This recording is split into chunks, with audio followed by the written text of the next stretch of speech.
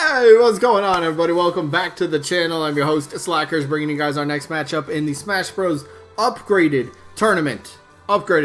This is the second tournament we're doing. Not to be confused with the Everyone is Here tournament, which is winding down. We're getting close to the end, but two different tournaments. Anyway, if you haven't seen any of the tournaments, very simple.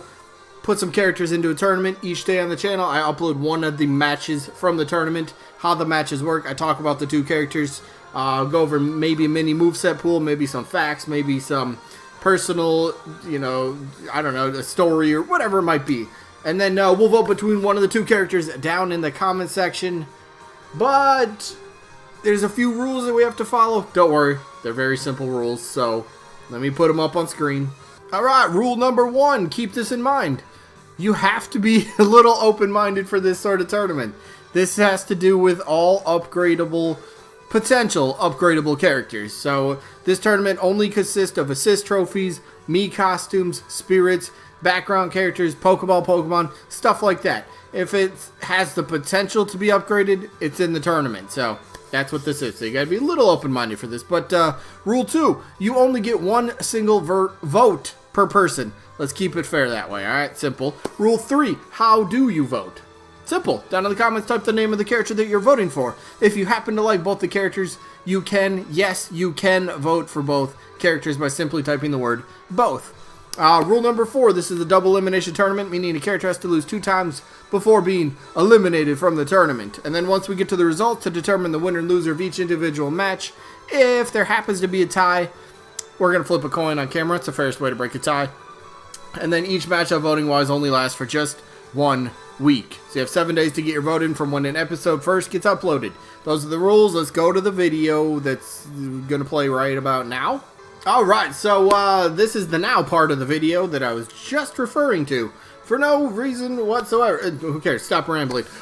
Let's go to the matchup. So, man, we have a really good one. It's a shame that one of these characters is going to lose in the first round. But today's matchup, Dr.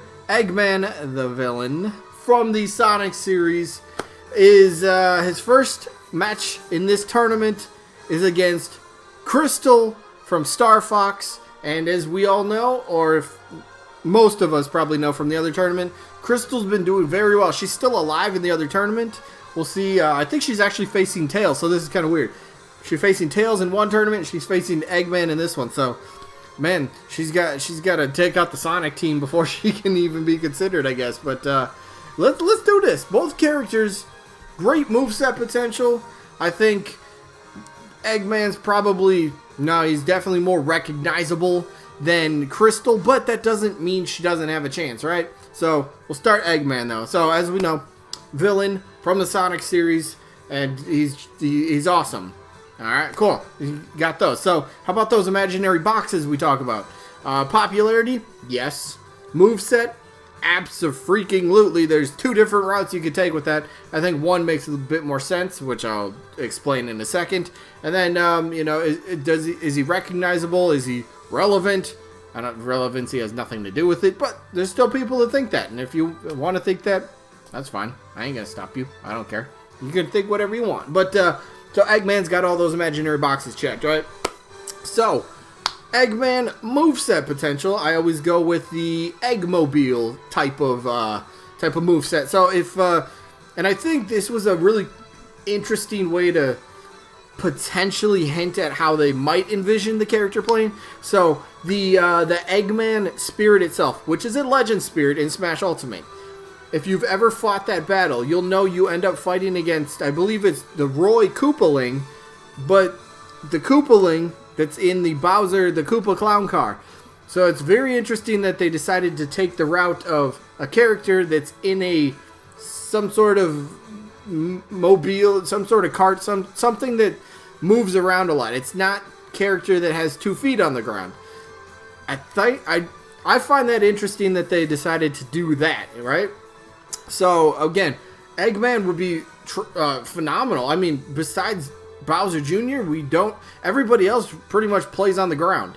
I mean, Bowser Jr. does too, but like everybody pretty much plays feet on the ground. So Eggman being in another sort of contraption, a vehicle of some sort, would be really cool and could be his own unique sort of thing. Now, you could give him the gimmick of the Eggmobile for his moveset, and you could give him a potential, maybe a down special where he exits the Eggmobile and he becomes a feet on the ground sort of character. So you got two play styles in one character, essentially.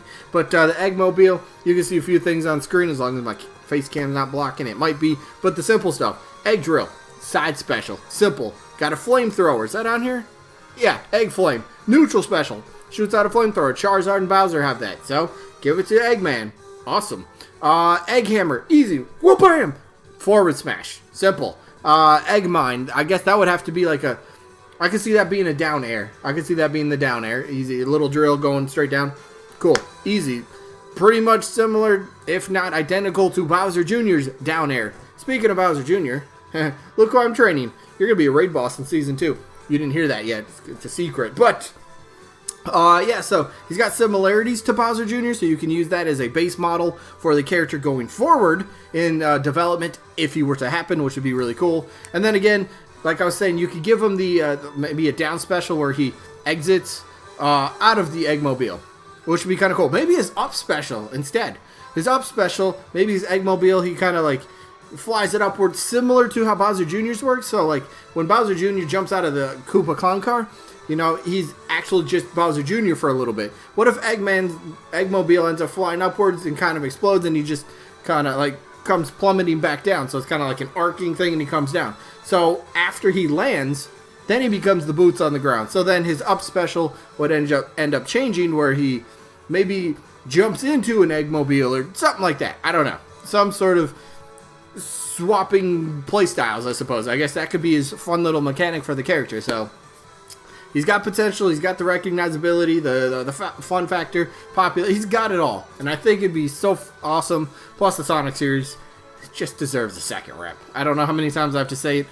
I don't know how many more times I will say it, but I will say it. It does deserve a second rep. So, you know what? How about another franchise that you could argue deserves another character, right? How about the Starfox series? Now, again, Starfox hasn't really had a good game in quite a while, we'll say.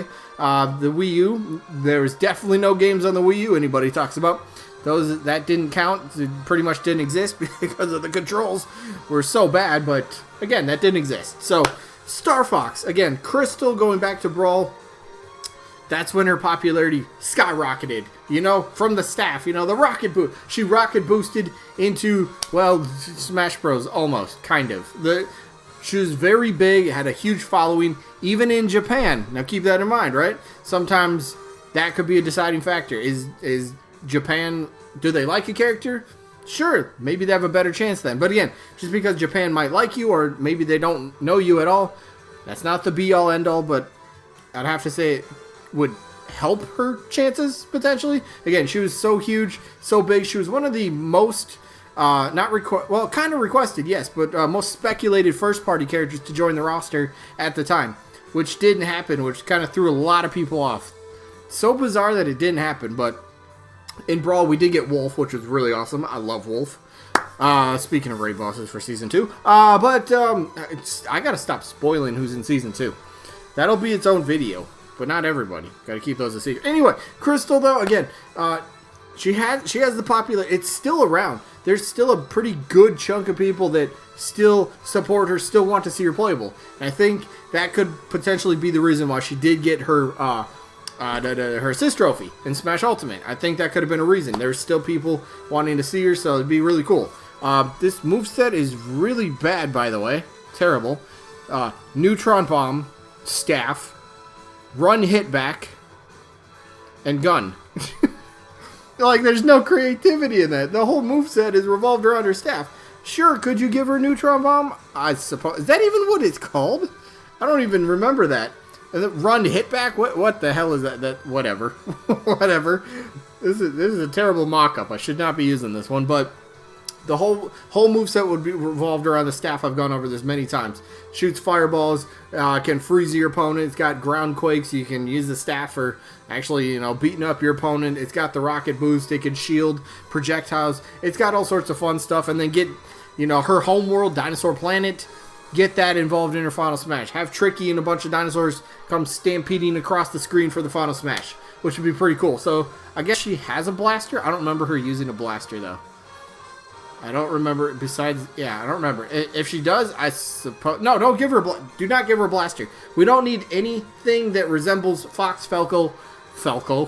We don't need anything in her moveset that would resemble Fox, Falco, or Wolf. Give her a completely different moveset. Just separate her. Make her seem that much more different and special to the Starfox universe. So she's got a lot going for her. So does Eggman. I think they both have very tremendous potential. Both moveset wise, there's no argue. If you try to argue that, then you just don't know the character that well or at all. But anyway, for this one, we got to go to the voting. So for me, my vote, I have to go Eggman. He's higher on my want list, and he's a villain. Again, I want a villain in Smash Bros. For Fighter Pass DLC. Just one or 6. I'll take 6 as well. That'd be amazing. Ain't gonna happen.